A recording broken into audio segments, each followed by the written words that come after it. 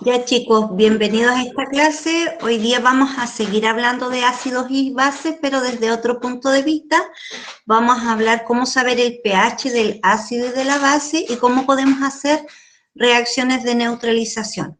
El objetivo de la clase es reconozcan reacciones de neutralización mediante el uso de ejemplos sencillos y destaquen la importancia de estas reacciones en situaciones cotidianas y biológicas.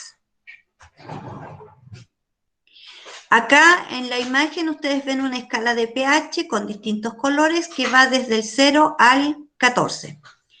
Del 0 al casi 7, 6,9, el pH es ácido, el valor 7 neutro, y ahí está su representante el agua, y desde el 7,1 a 14 hablamos de un pH básico.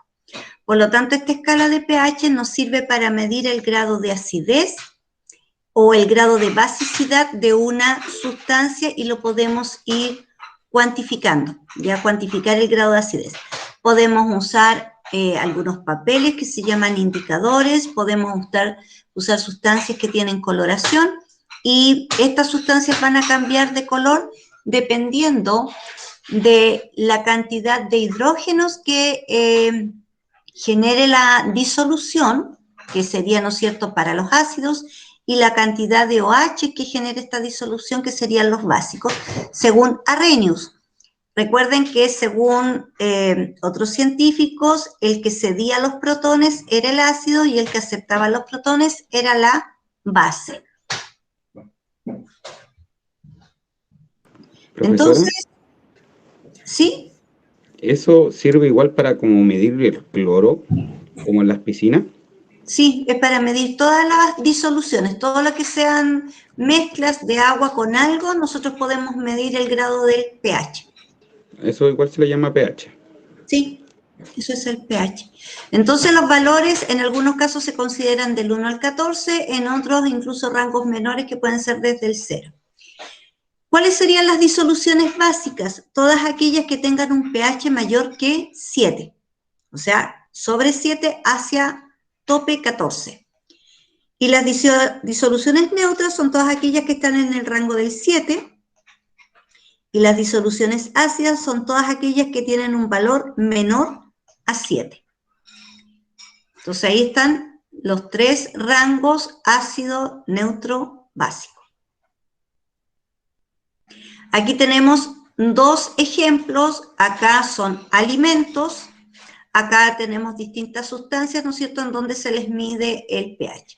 Y aquí nos va indicando el valor, si usted se fija, van distintos colores, que significa que el color rojo siempre va a ser para sustancias que son muy ácidas, y de a poquito el color rojo se va volviendo anaranjado, un naranjo más claro, hasta tomar el color amarillo, del amarillo se empieza a tornar verde, o un verde más oscuro, hasta ir pasando, ¿no es cierto?, de tonalidad entre verde y azul, y después de los celestes va aumentando, y acá en esta la imagen se ve así, pero de este color va pasando a un violeta más fuerte, del azul a un violeta más fuerte. ¿Qué ejemplos nos ponen en esta escala? El ácido de una batería, de estas baterías que nosotros usamos en un auto, en una moto, tienen un pH ácido que tiene un valor cercano al 0. El ácido sulfúrico, que es una sustancia que se trabaja en laboratorio, o que también cuando se hace la mezcla, ¿no es cierto?, con la lluvia ácida, y si hay sulfatos en el ambiente húmedo, tiene un pH 1. El zumo de limón o el vinagre, un pH 2. El zumo de naranja y la bebida gaseosa, un pH 3. La lluvia ácida, en donde están los nitratos, los sulfatos, ¿no es cierto?, ácidos, va a un rango del 4. Una lluvia limpia, cuando no tiene estas sustancias disueltas en la humedad del aire, tiene un pH 5. La leche tiene un pH 6. Agua destilada, pH 7. Agua salada, pH 8. El bicarbonato, pH 9. La leche de magnesio, pH 10. El amoníaco, 11. Agua jabonosa, 12.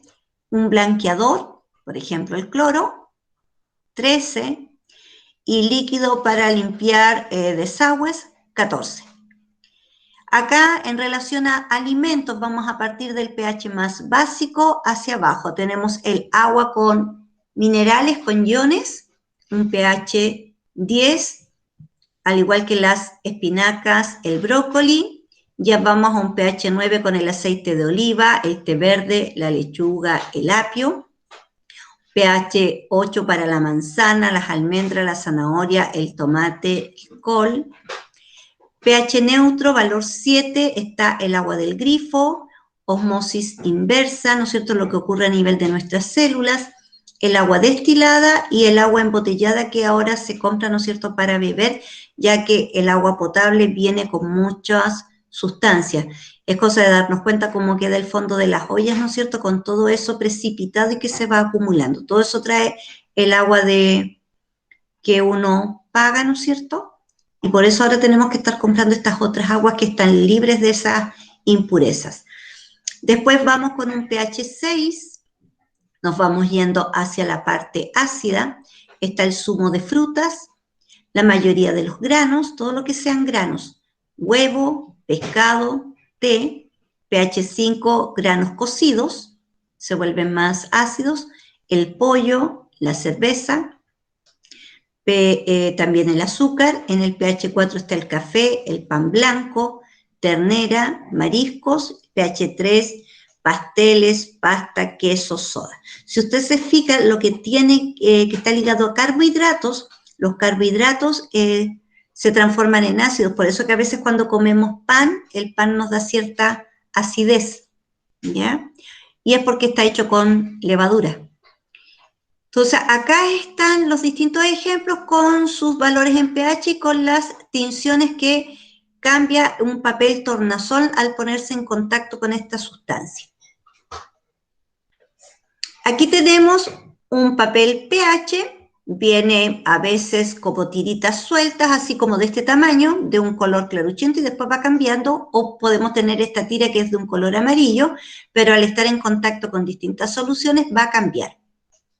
Por ejemplo, si yo pongo este papel, un trozo de este papel, en una solución que tiene muchos protones, porque mezclé agua con ácido, liberó muchos protones y tomó un color amarillo con anaranjado, ¿no es cierto?, del naranjo intenso a un naranjo más claro. Y eso me indica el color que este es un ácido y este desprendió protones. Si lo ponemos en agua, nos va a resultar de color verde, y si nosotros tomamos este papel y lo empezamos a mover aquí en la muestra, nos va a dar que coincide con este tono, por lo tanto el pH es 7. Acá tenemos otra solución, en agua, el hidróxido de litio, que libera los OH, los hidroxilos, y se va a tornar un color morado, antes de llegar al morado intenso, y ahí me dice que tiene un pH 13. Este de acá que tiene muchos protones, pH 2, ácido, este registra un pH 7, el agua, y el hidróxido de litio, por la coloración, un pH 13. Por lo tanto, básico, neutro, ácido. Los básicos también se les llama alcalinos. Entonces, este papel, que puede venir así o en cintas ya cortadas, se les llama indicadores, porque nos va a indicar el valor del pH de la sustancia. Y este va a cambiar su coloración dependiendo si está en contacto con una sustancia ácida o con una sustancia básica. Acá tenemos un ejemplo, dice, ¿qué es un reactivo indicador?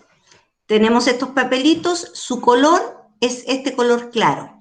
Y una vez que tuvo contacto, ¿no es cierto?, con la disolución, fue absorbiendo y fue cambiando su color.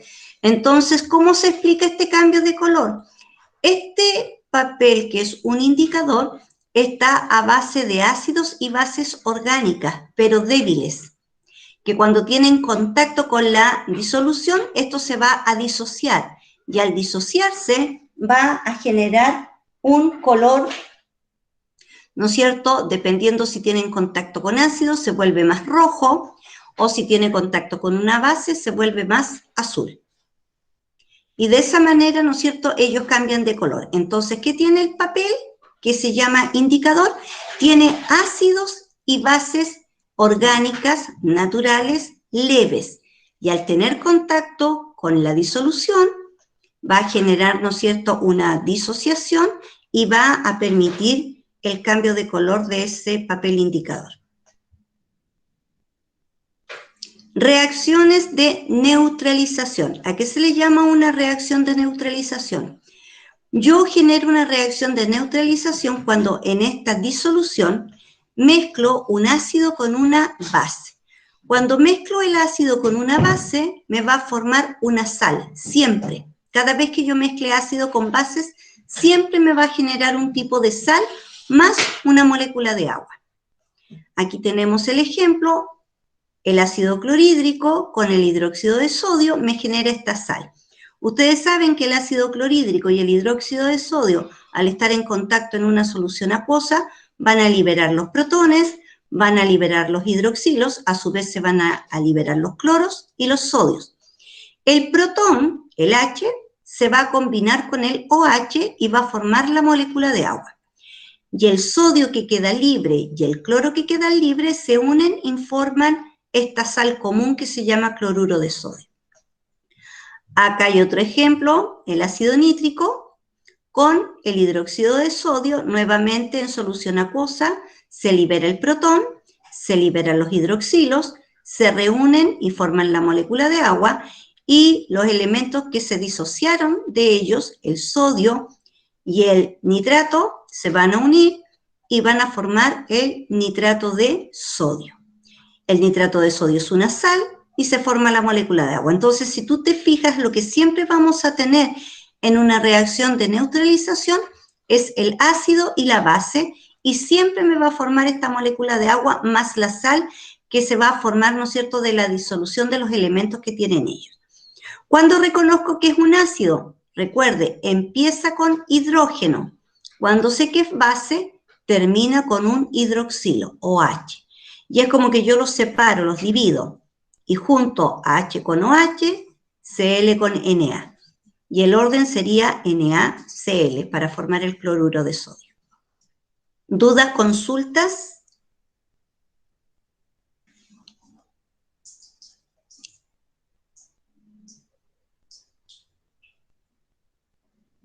¿No? ¿No hay consultas ni por chat? ¿Nada? ¿Va todo bien? No, nada, Claudia. También acá nada.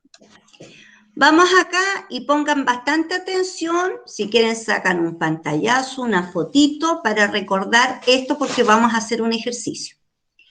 Aquí tenemos varios tipos de indicadores que se usan en química y cómo reaccionan frente a un ácido y a un básico y cuáles serían sus rangos de pH en los cuales ellos reaccionan, ¿ya?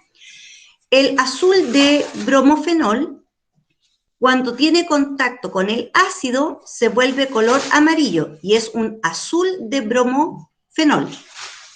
Y cuando está en contacto con una sustancia básica, se vuelve azul violeta. Su rango de pH es de 3 a 4,6. El naranja de metilo, al tener contacto con un ácido, se vuelve color rojo, y al tener contacto con una solución básica se vuelve amarillo. Su rango de pH va del 3,1 al 4,4. El rojo de metilo en una sustancia ácida se mantiene de color rojo, en cambio en una sustancia básica cambia a color azul. Perdón, me pasé acá abajo, amarillo. Entonces, en lo ácido mantiene su color rojo y en lo básico cambia a amarillo y su rango es de 4,2 hasta el 6,3. El azul de bromotimol, de color azul, al estar en contacto con un ácido cambia a amarillo, en cambio al estar en contacto con un ambiente básico mantiene su color azul y su rango es de 6 a 7,6. La fenolftaleína es incolora. Cuando tiene contacto con un ácido se mantiene incolora, en cambio cuando tiene contacto con un básico se transforma en rojo. En realidad, más que incolora, la fenolftaleína tiene un color rosadito muy pálido, ¿ya? Entonces se vuelve incolora frente al ácido y frente a los básicos se vuelve color rojo intenso y su rango va de 8,3 a 10. Acá en estas imágenes tenemos lo que se llaman papel tornasol, de color azul y color rojo. Se utilizan cuando no es necesario un valor preciso de pH, o sea, yo no necesito saber el rango del pH, pero necesito saber si la sustancia es ácida o es básica. Ponga atención, si nosotros tomamos el papel tornasol azul y lo ponemos en una solución ácida, de azul va a cambiar a color rojo. Y si nosotros trabajamos con el papel tornasol rojo y lo acercamos a una solución básica, se va a transformar de rojo en azul. Pero aquí no me está diciendo rangos de pH, sino que me está diciendo si es ácido o si es básico, ¿ya? Entonces, el color azul en contacto con el ácido se vuelve rojo y el tornasol rojo en contacto con lo básico se vuelve azul. Traten de mentalizar esto para hacer la siguiente actividad.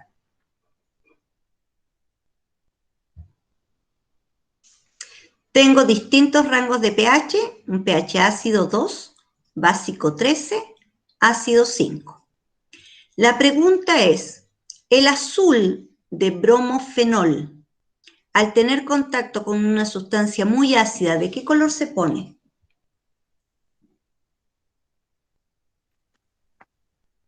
Rojo. No es lo mismo que el papel tornasol. Amarillo. Amarillo. Amarillo. Amarillo, ahí sí. En un pH básico, Azul violeta. azul violeta, y en un pH 5,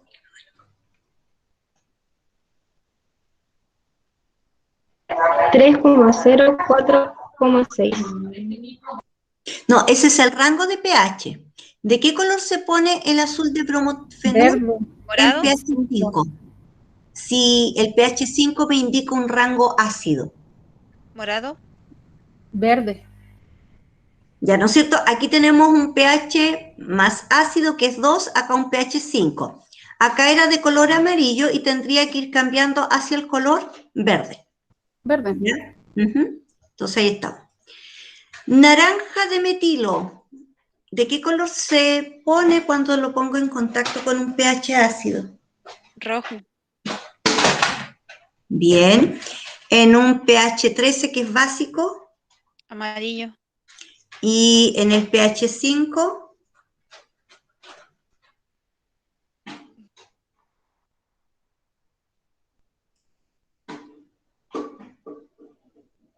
si estaba en color rojo en el pH 2, ¿hacia qué color tiende en el pH 5?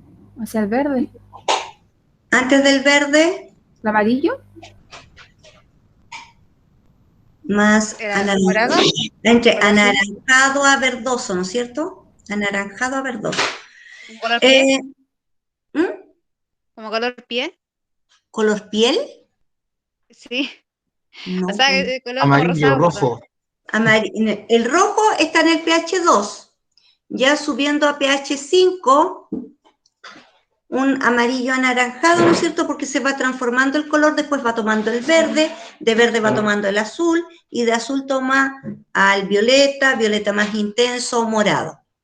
Es así como va cambiando de rojo hasta llegar al violeta, va como degradando el color, cuando uno hace mezclas con las témperas. La fenolftaleína, recuerden que la fenolftaleína es un color rosadito muy pálido. Al tener contacto con un pH 2, ¿qué color toma la fenolftaleína? ¿Incoloro? Tiene un color, o sea, no tiene color, incoloro, iba a decir, tiene un color incoloro, es incoloro. Ya, y en el pH 13, Rojo. rojo, y en el pH 5, Como rosado, ¿no? Claro, un poquito menos, o sea, no tan incoloro, tiene una pequeña coloración, pero muy claruchenta, más claruchenta obviamente que su color original, ¿ya? El azul de bromotimol, se llama azul de bromotimol. En pH 2, Amarillo. perfecto, en pH 13, Azul. Azul. ¿ya? Y en pH 5, Verde. ¿no es cierto? Yendo para el verde, amarillo, verdoso. Tenemos el tornasol rojo. Recuerden, los tornasol rojo y azul son los papelitos que usamos que no necesito un rango de pH, sino que me indican lo ácido o lo básico. El tornasol rojo, si está en presencia de un ácido, ¿a qué color cambia? Azul. Perfecto. Y el tornasol azul, ¿cuándo cambia? ¿En qué cambia? ¿En el ácido o en el básico? En el básico, el rojo. A rojo, ¿ya? Entonces, esto es lo que uno aprende a trabajar, ¿no es cierto? Sobre todo si está en un laboratorio y necesita saber el rango de pH de la sustancia. O sea, cuando yo necesito saber un valor exacto, ocupo estos otros indicadores, y cuando yo solo quiero saber si es ácido básico, ocupo los tornasol. Acá, pongamos atención a la siguiente situación, y aquí es como que tengo mi wincha con los distintos colores, me va a indicar su escala de pH y yo quiero saber qué pasó acá. Dice lo siguiente: un ensayo con papel indicador de pH. Para determinar la acidez o la basicidad de una sustancia se emplea una escala de pH. Una disolución de ácido clorhídrico al 10% es mucho más corrosiva que una al 1%. El porcentaje se refiere a los gramos de la sustancia en 100 gramos de disolución. El grado de acidez depende de la concentración de los iones hidrógeno en disolución y se establece según un valor llamado pH. Para tener una estimación de este valor, se usa el papel indicador pH, que adquiere diferentes colores de acuerdo a la disolución. Este papel adopta tonalidades que van del naranjo al rojo para las disoluciones ácidas con pH menores a 7 y de verde a azul para básicas con un pH mayor que 7. Y si es neutra la disolución, un pH, ¿no es cierto?, que nos va a indicar el número 7. Entonces aquí tengo las disoluciones. Tengo una disolución al 10% y una disolución al 1%. En la A se me vuelve color naranjo, en la B color morado. Si yo pudiera tomar estos papelitos y empezarlos a comparar en esta escala de pH, ¿qué valor tendría el color rojo aquí en esta escala? Aquí estamos con observación, es lo que uno debería hacer, ¿no es cierto?, en un laboratorio, tomar y empezar a mover el papel que cambió de coloración para ver dónde queda justo el color. Más o menos, con la observación. ¿A dónde creen ustedes que estaría el rango? 3 y el 4. Entre el 3 y el 4, perfecto. ¿Y el otro, el de la sustancia B? Como en el 12. Como en el 12, ya. 11, 12 por ahí, ¿no es cierto? Porque es más moradito y va de a poquitito cambiando, entonces aquí en este rango. Eso es lo que uno haría, ¿no es cierto?, si nos tocara, ojalá uno tuviera clases presenciales y poder hacer actividades de laboratorio para poder hacer la experiencia, ¿ya? Entonces aquí al ojímetro, como le decía, Ideal, pues, profe, lo ideal. es lo ideal, pero aquí estamos tratando de generar actividades para uno saber, ¿no es cierto?, cómo se trabajaría con esta sustancia. Si usted se fija, la persona nunca tocó el líquido. Eso no lo podemos hacer. Ni tomar el olor, ni tener contacto con estas disoluciones porque no sabemos cuál es su escala de pH o qué tan corrosivo pueda llegar a ser. Y el aroma, si ellas emiten gases y es un gas que viene con ácido, te puede, ¿no es cierto?, dañar, irritar las membranas del aparato respiratorio y eso es más o menos fuerte.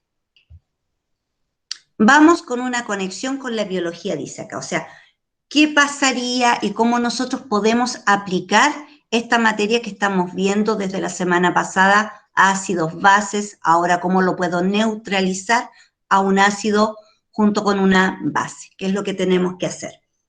Acá tenemos, ¿no es cierto?, un insecto picando la piel de una persona, inyectando, ¿no es cierto?, la sustancia que tiene él para causarle molestias a la persona. Pongan atención. Cuando los insectos nos pican, introducen en la piel sustancias ácidas o básicas.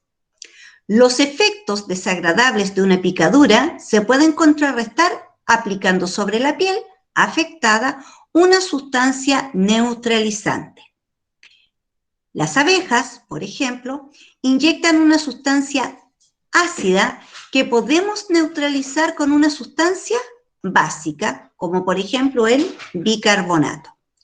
El bicarbonato de sodio, o también, ¿no es cierto?, si no tenemos bicarbonato de sodio, si tenemos jabón, podemos aplicar jabón.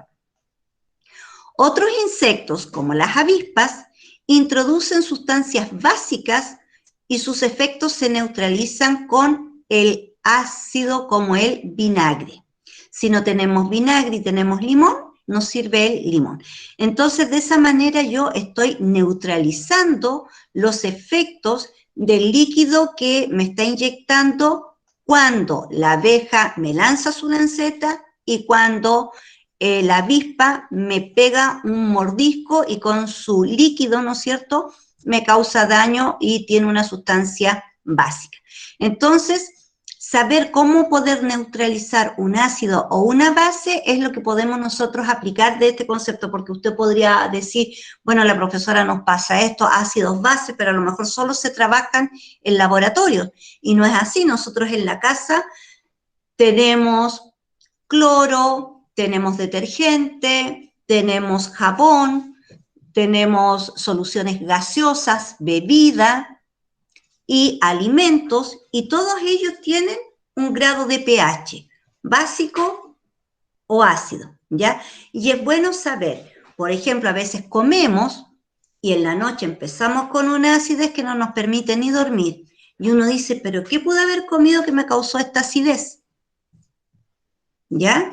Y si no tenemos bicarbonato, ¿cómo podemos contrarrestar esa acidez? No voy a tomar agua con jabón, pero de repente, con la angustia, la leche, no sé, algo que contrarreste la acidez de esta sustancia.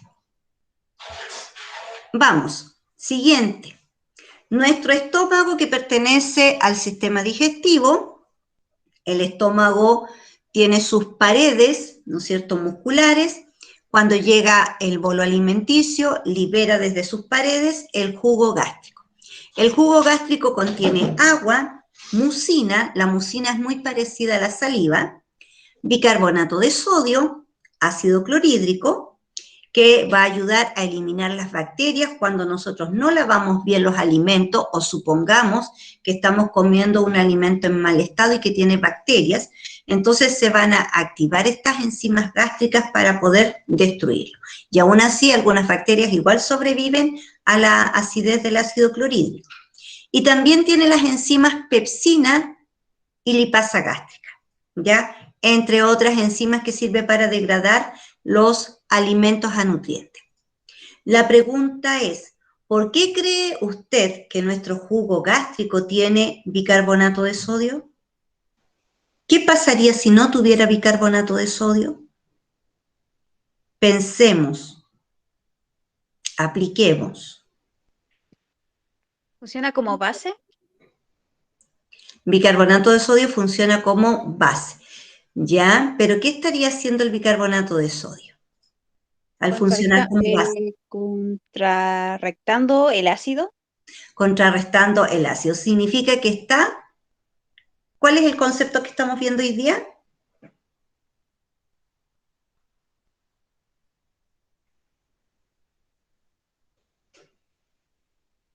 ¿Cuál era el título del contenido de la clase de hoy?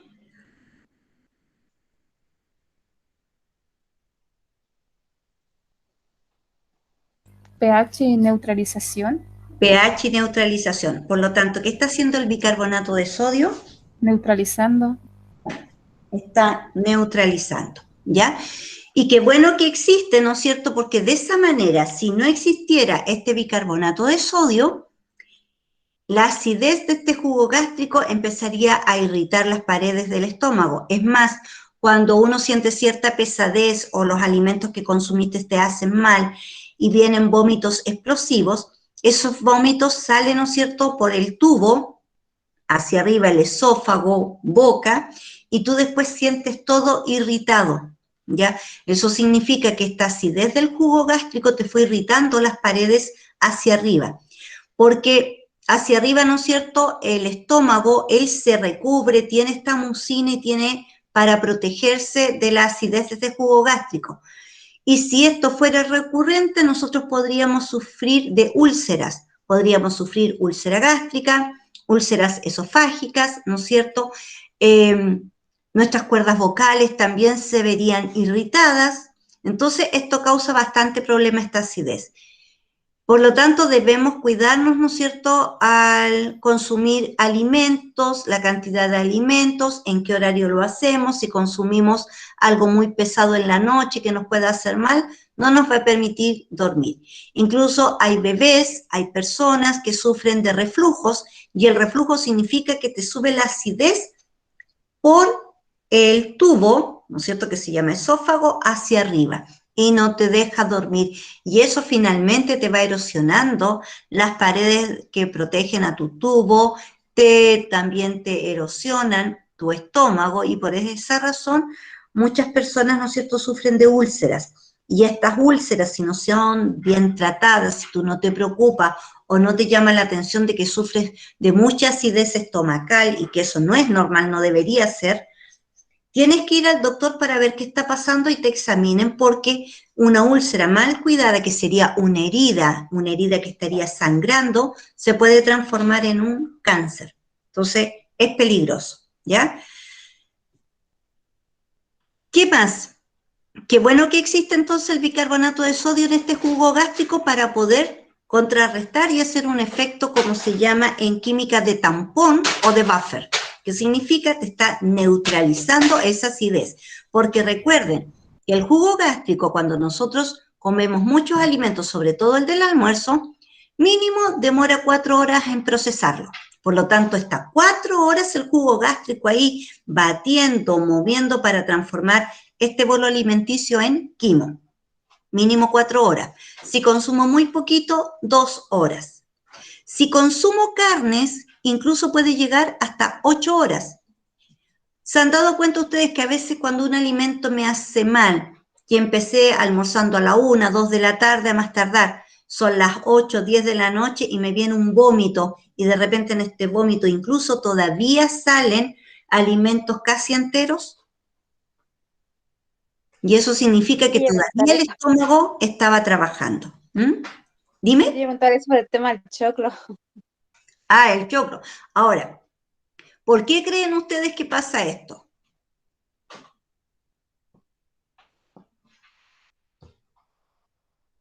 Porque el choclo tiene ollejos como el resto de las legumbres. Porque tiene ollejo. ¿Qué más? ¿Qué no estamos haciendo bien nosotros? Porque el choclo es ácido. Masticando. Masticando. Nos aburre masticar mucho rato y llegamos y tragamos. Y resulta que se lo estamos poniendo difícil al estómago y estamos haciendo que nuestro jugo gástrico esté mucho más tiempo ahí, ¿ya? Entonces nosotros, bueno, por el tiempo a veces uno anda comiendo muy rápido en los trabajos, a lo mejor no te dan mucho tiempo, te dan 15 minutos, 20 minutos, y al final, en vez de disfrutar tu alimento, comerlo tranquilo, pausado como debería ser, tragamos, ¿ya? Pero nosotros, para no tener estos efectos y que esté tanto tiempo este bolo alimenticio con su jugo gástrico ahí trabajando, procesando casi medio día en este trabajo, incluso cuando tú consumes carnes, se puede demorar hasta 4 días si tú no masticaste bien, porque es mucha fibra. Todo lo que es fibra cuesta un poco más. Entonces, ¿cómo facilitamos el trabajo? Si nosotros empezamos a mascar. mascamos bien, y una vez que hayamos mascado, aunque parezcamos, ¿no es cierto?, como las vaquitas que uno las mira y están, que mueve el alimento en la boca y como que no se aburren, porque ellas están mascando muy bien, ya que el pasto, lo que es vegetación, tiene mucha fibra. Entonces, al tener mucha fibra, ellas saben que tienen que mascar muy bien, a pesar de que tienen más de un estómago comparado con nosotros. Entonces, la gracia es que nosotros podamos mascar, triturar, moler bien el alimento en la boca para que no estemos mucho rato con el alimento, ¿no es cierto?, este bolo dentro del estómago y que perdure mucho rato más el jugo gástrico. Cuando usted masca chicle, ¿qué pasa? Preparo mi estómago. Preparas a tu estómago. ¿Qué significa? El hecho de empezar a masticar, le estoy enviando mensajes a mi cerebro, mi sistema nervioso, y el sistema nervioso, ¡boom!, se va al estómago, y le dice al estómago, tienes que producir jugo gástrico porque viene el alimento. Y resulta que nosotros lo único que estamos tragando es saliva. ¿Y eso qué te va a generar si tú liberas jugo gástrico y no hay ningún alimento que procesar? Te puede dañar, ¿no es cierto?, las paredes del estómago. Pero es una Entonces, pregunta.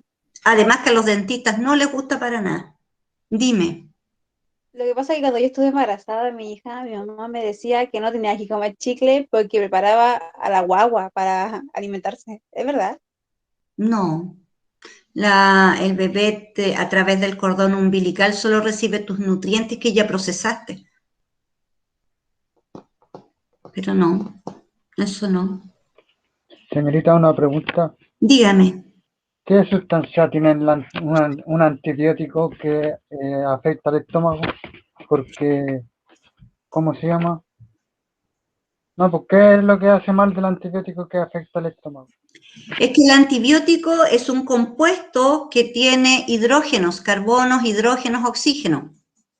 Y mientras más fuerte sea el antibiótico, y si tú lo tomas solamente con agua, sin ningún alimento, vas a hacer que vaya esta pastilla al estómago, se libere tu jugo gástrico, más lo que produce, ¿no es cierto?, el propio antibiótico, y eso va a generar de que tú tengas mucha acidez. Incluso cuando ya tienes que hacer el proceso de digestión, esos desechos van también ácidos, ¿ya? O tu orina también va muy intensa en cuanto a olor al medicamento, al antibiótico, que es los desechos que tiene que sacar tu sistema y que pasa por el sistema renal. Pero mientras más potente sea el antibiótico, más fuerte sea, ¿no es cierto?, tiene un mayor efecto porque todo lo que es compuesto químico te va a llevar carbono, hidrógeno, oxígeno. Y mientras más hidrógenos tengan su estructura molecular, va a desprender más hidrógeno cuando se disocia.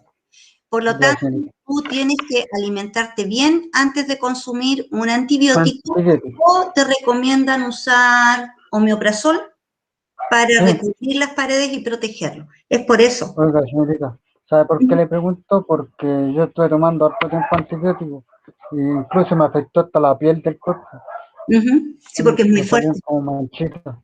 Pero ahora estoy tratando de recuperar eso porque tengo que ayudarle al estómago a que cree de nuevo sus paredes para proteger, ¿me entiendes? Ahora y ahí estoy botando todo de a poco. Y la consulta es cuando tú tomaste antibiótico, ¿le hiciste caso al doctor que tenía que ser con alimentos? Si yo tomé antibiótico estaba hospitalizado. Ya, lo inyectaban. Me alimentaba ahí mismo y tenía que comerme la comida sí o sí. Y más encima me daban omeprazol y otra pastilla más que no me acuerdo cómo se llama. Ya. No recuerdo bien el nombre. Y con eso me mantenía bien, pero adelgacé un montón, sí.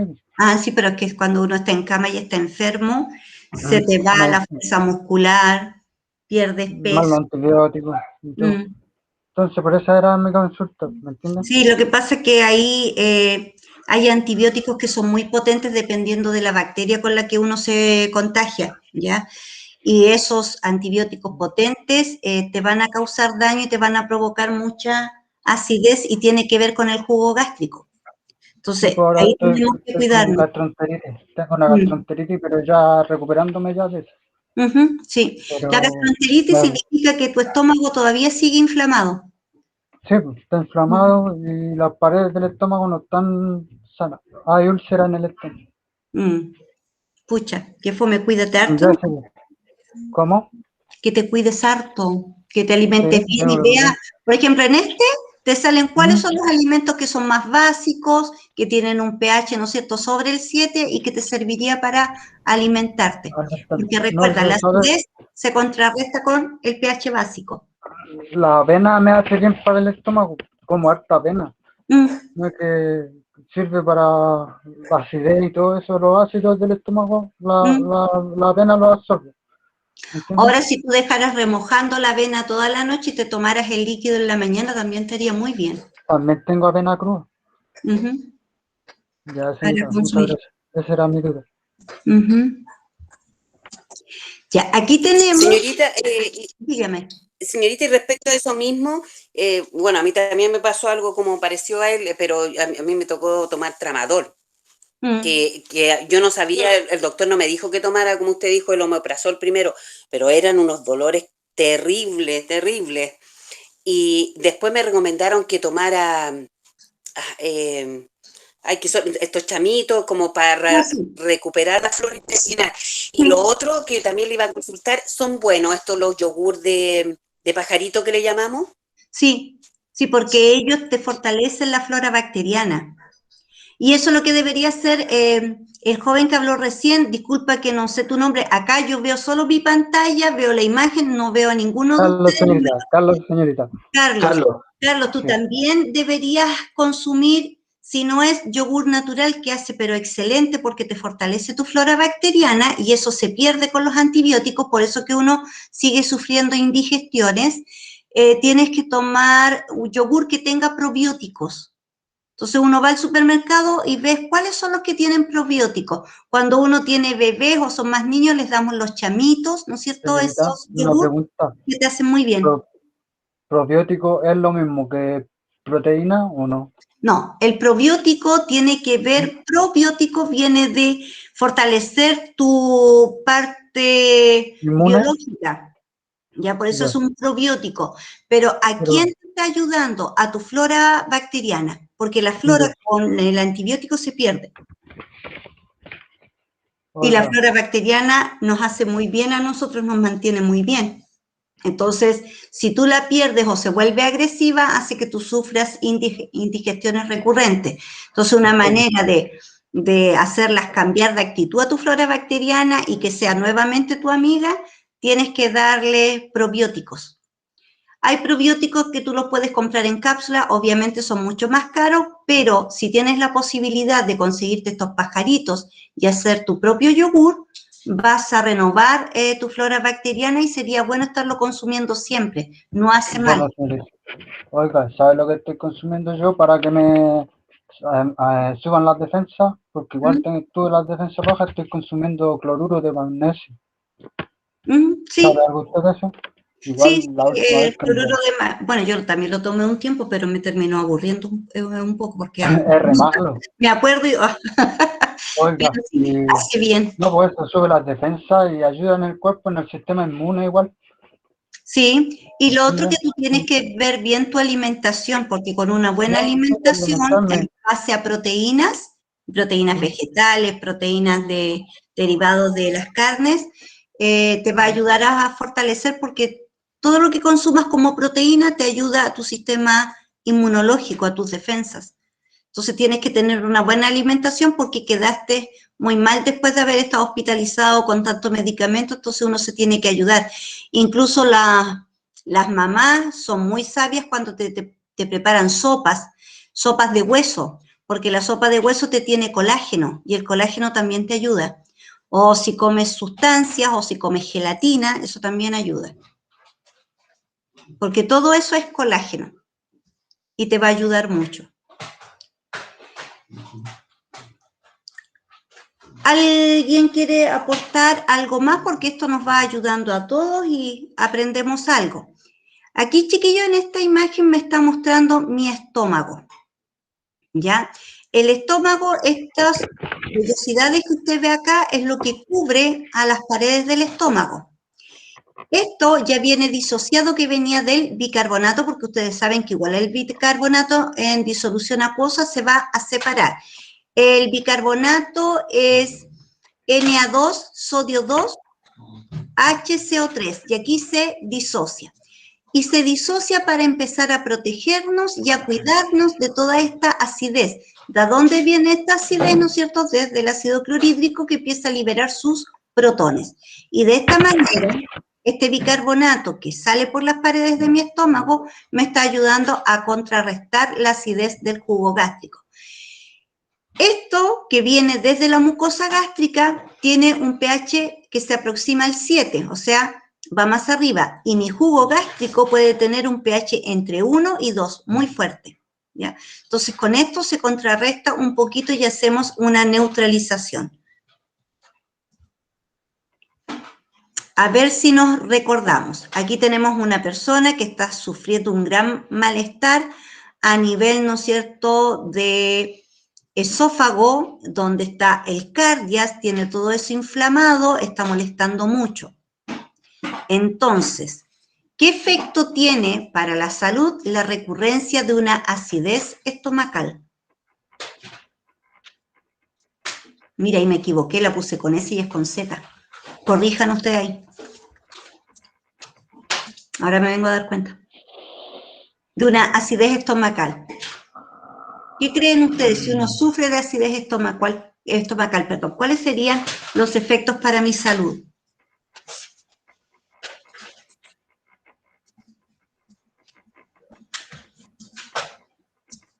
Irritación. Flujos. Irritación, reflujo, ¿ya? Y si es recurrente esta ¿Las irritación, este reflujo, perdón, Las úlceras. úlceras, ¿ya? Algo dijo y no entendí bien. Hinchazón. Hinchazón, ¿no es cierto? Porque viene una inflamación debido a la irritación, sí. Y me provoca, ¿no es cierto?, todo este malestar y uno empieza a sentir como duro ahí cuando uno dice en la boca del estómago, ¿ya? Y es producto, ¿no es cierto?, de este jugo gástrico que va corroyendo, porque es igual que un ácido, ¿no es cierto?, que uno lo pone frente a un metal, empieza a corroer tus paredes. Y eso te puede provocar, ¿no es cierto?, muchas ulceraciones, incluso si se hace tan recurrente que incluso cuando va subiendo la acidez, tú sientes que llega hasta la boca, el esmalte de tus dientes se empieza a dañar con esa acidez y empezamos a perder el esmalte dental y nuestros dientes se ponen opacos, ¿ya? Y eso es efecto de la acidez. Ahora, ¿cómo podemos hacer frente a esta acidez estomacal recurrente? Con leche. Leche, ¿ya?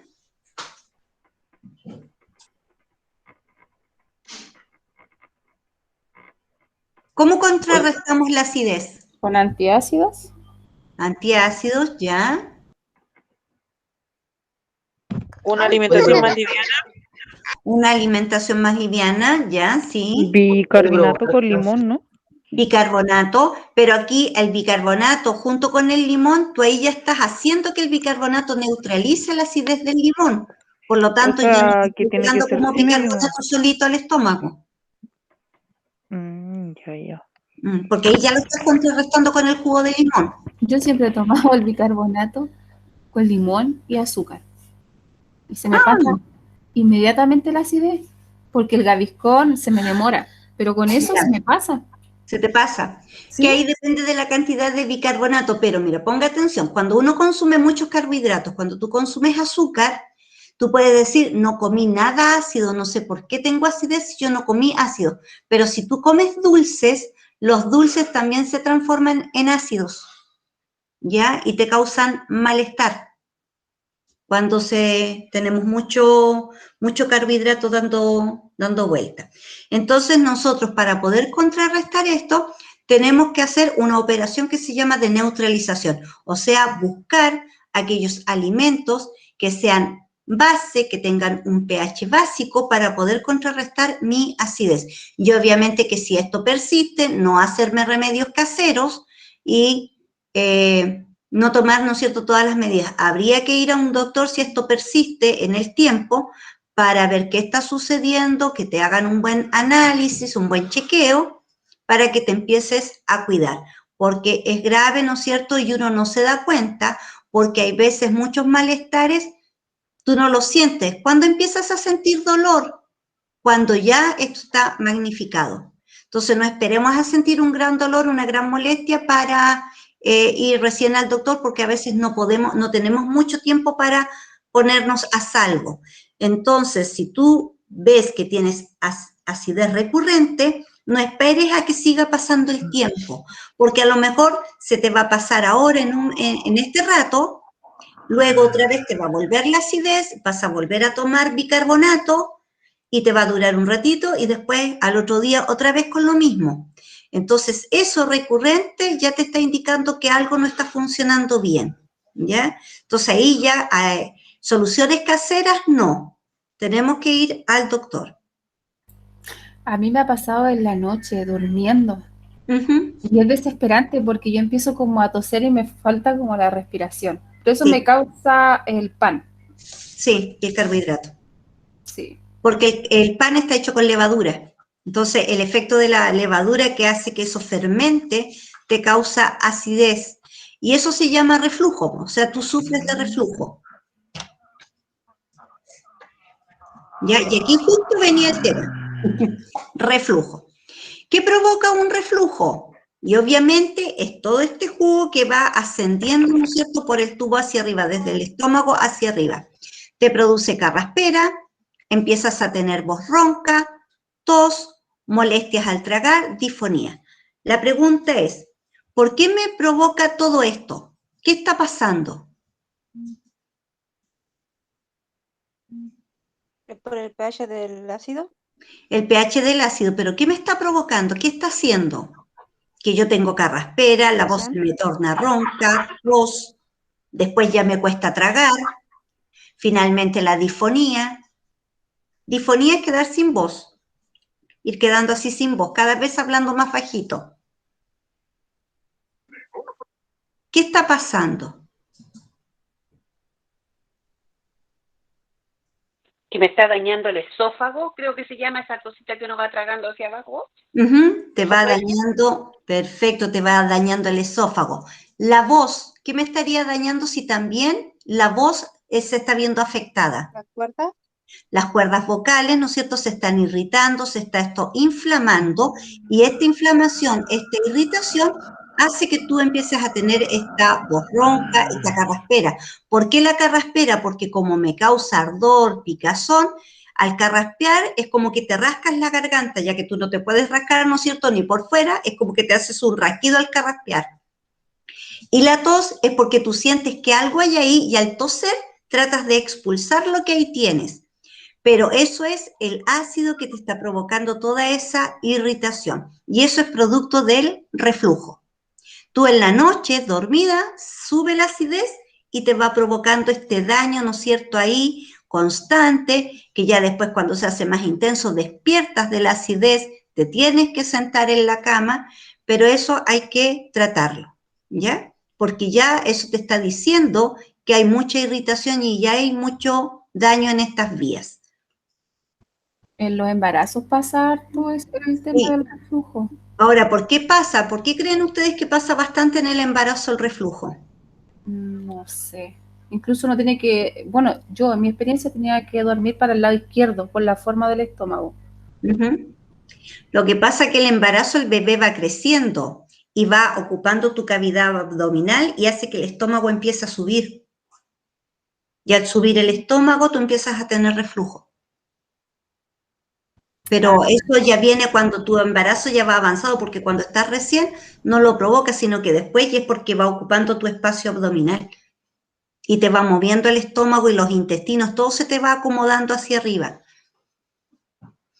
Eso es. Veamos ahora. Aquí tenemos reacciones de neutralización, las vamos a dejar para mañana. Vamos a hacer unos ejercicios de neutralización, ¿no es cierto? Vamos a aplicar. Entonces, lo que vimos ahora era una aplicación en la vida qué pasa con los ácidos, qué pasa con las bases, cómo yo puedo contrarrestar esa acidez para generar un cierto que se llama, ¿no es cierto?, la neutralización. Estoy amortiguando esa acidez. ¿Y cómo se amortigua? Aplicando algo básico, de un pH básico o alcalino, que también se dice. Ahí estamos con esto. Y acá estoy con ustedes. Eso pues, chiquillos. Espero que les haya gustado esta materia. Es bien aplicada, ¿no es cierto?, a nuestra vida. Es para que ustedes no vean como una materia totalmente distante a lo que nos pasa en la vida real. Todo lo que uno va viendo, sobre todo si es ciencia, biología, química, física, nosotros lo estamos viviendo, ¿no es cierto?, y lo podemos ir aplicando a nuestra vida, para que tenga un sentido esta información. Espero les haya aclarado dudas, porque ahí ustedes se dan cuenta, esto a mí me pasa, y por qué me está pasando, y uno va complementando con tu diario vivir. Entonces, hoy día aprendimos hartas cositas, cómo amortiguar la acidez. Sabemos que nos tenemos que proteger, sabemos que no le tenemos que dar tanto trabajo al estómago para que no esté muchas horas ese jugo gástrico ahí trabajando, por lo tanto tenemos que masticar, moler bien el alimento antes de tragarlo, aunque nos aburra estar masticando y moviendo el alimento en la boca. Lo otro, ¿no es cierto?, saber que si hay algo que me pica, un insecto, algo me picó y me generó una irritación. En la tarde me preguntaban, ¿cómo sé yo si el bichito que me picó me inyectó algo ácido o algo básico? ¿Ustedes sabrían cómo detectar si es ácido o básico?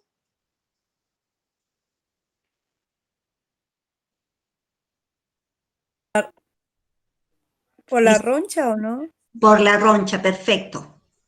¿Y cómo sé yo? ¿Qué le tiene que pasar a la roncha para yo saber que es ácido o si es básica? No sé si estoy bien o estoy equivocada. Botar materia, porque roncha que produce materia. No, lo que pasa es que cuando te pica un insecto, igual te provoca una perforación en la piel y las bacterias que tenemos ahí rodeándonos están atentas para poder ingresar y eso te genera una infección, la bacteria. Pero la acidez, cuando tu roncha se va haciendo muy rojiza y va agrandándose, significa que lo que te inyectaron es más ácido. En cambio, algo básico te genera una molestia, un malestar, un poquito de ardor y después se pasa. Pero en cambio, las otras ronchas te arden y te dura la picazón, el escozor que uno dice, más tiempo. Entonces ahí ya sabes, lavarte bien con jabón o poner una solución de bicarbonato, porque al principio cuando recién pinchó todavía tu piel está con esa abertura del pinchazo y en donde aprovechó la bacteria de ingresar también. Por eso que después se te infecta. Pero al tiro rápidamente a lavar. A veces es bueno, chiquillos, tener en la casa estas botellas que uno compra en la farmacia de, acá lo tengo, se me olvidó cómo se llama, suero, ¿ya? Porque cualquier herida, cualquier cosa, es mejor limpiarla con suero. Y tener ahí una caída de tu hijo, si le tienes que limpiar la herida, suero. Y vas a ver que se te va a infectar menos que con otra cosa. Ahora hay diferente, incluso salieron botellas chiquititas de suero, otras medianas. Antiguamente costaba mucho encontrar, pero ahora venden como Ahora te venden. individual y todo. Uno debería tener, por ejemplo, antiguamente, ¿ustedes se acuerdan que en las casas existían los botiquines? Que eran grandecitos y ahí iba todo lo que tenía que ver con farmacia, medicamentos, alcohol, povidona. Y es bueno tener en el botiquín, ¿no es cierto? Aparte del parche curita, tener alcohol, tener el suero, que es como lo básico, aspirinas, paracetamol. Una consulta, el suero es como la cosita roja que antes le ponían a uno en la herida, ¿o no? Es como No, esa cosita roja se llama povidona ayodada, que ya casi no se usa mucho porque descubrieron que cuando tú te limpias con povidona ayodada, te genera una costra, y esa costra hace que la bacteria que te ingresó genere la infección bajo la costra. Sí, porque yo antiguamente, se usaba. Me acuerdo, una herida uno se echaba, ahora no, para ahora el suero y limpiar Sí. con gansa y listo. Sí. O algodón. Es como Incluso el agua igual. Ahora, si tú no tienes, por ejemplo, no tienes suero, puedes hervir agua y tener agua hervida que ya se enfrió, y eso tú ya esa agua le sacaste todo y la puedes aplicar como suero para limpiar, pero no el agua potable. Entonces te vas a dar cuenta que vas a tener una mejor cura cuando te haces la limpieza con eso en una herida, o sobre todo si te quemas, porque el suero tiene el pH que tiene tu cuerpo, tus células, entonces te ayuda. En cambio, el agua de cañería, tú no sabes cuál es el pH que trae, pero el suero tú te aseguras de que es el pH que tiene tu cuerpo. Ya pues chiquillos, un placer, muchas gracias, espero les haya gustado.